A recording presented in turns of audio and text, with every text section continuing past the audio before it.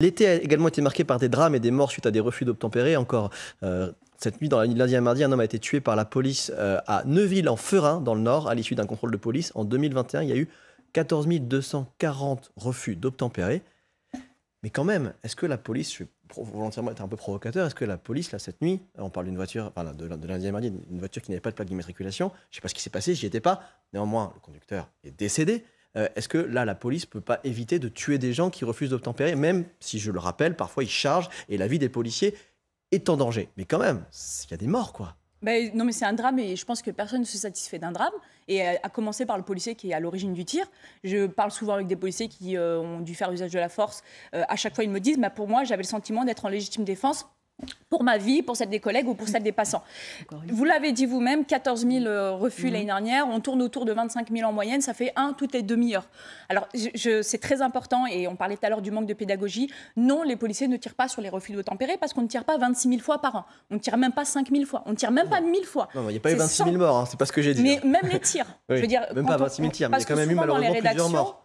Et d'ailleurs, c'est souvent, je pense, un défaut journalistique, c'est d'associer le refus d'obtempérer au tir.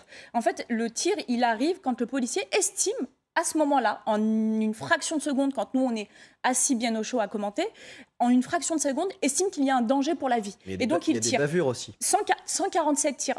Alors, attendez, je vais y arriver. Il y a 147 tirs. 147 tirs, ça veut bien dire que ce n'est pas pour des refus d'obtempérer qu'on tire. Sinon, on aurait 26 000 tirs. Première chose. La deuxième chose, ça n'empêche pas aux magistrats ensuite d'estimer le contexte, de regarder les images, de recouper les témoignages, de vérifier les observations balistiques et de dire voilà, j'estime que ce policier a agi en légitime défense. S'il ne l'avait pas fait, sa vie était clairement en danger. Ou bien, je ne remets pas en doute sa parole. Néanmoins, d'après les éléments qu'on a, s'est précipité. Il a en une fraction de seconde mal jugé la nécessité de passer à la légitime défense et donc du coup je peux le poursuivre. Ça ne veut pas dire pour autant qu'il y ait une impunité, ça veut juste dire qu'à un instant T, on est d'accord pour dire que le policier pense qu'il a le droit de le faire, pense qu'il doit le faire pour sa propre vie. Qu'ensuite un magistrat puisse décider son déferment ou sa poursuite ou sa mise en examen, c'est tout à fait possible, ça n'est pas contradictoire. Juste, s'il vous plaît, arrêtons de dire que les policiers tirent sur des délits fuites ou des refus d'obtempérer.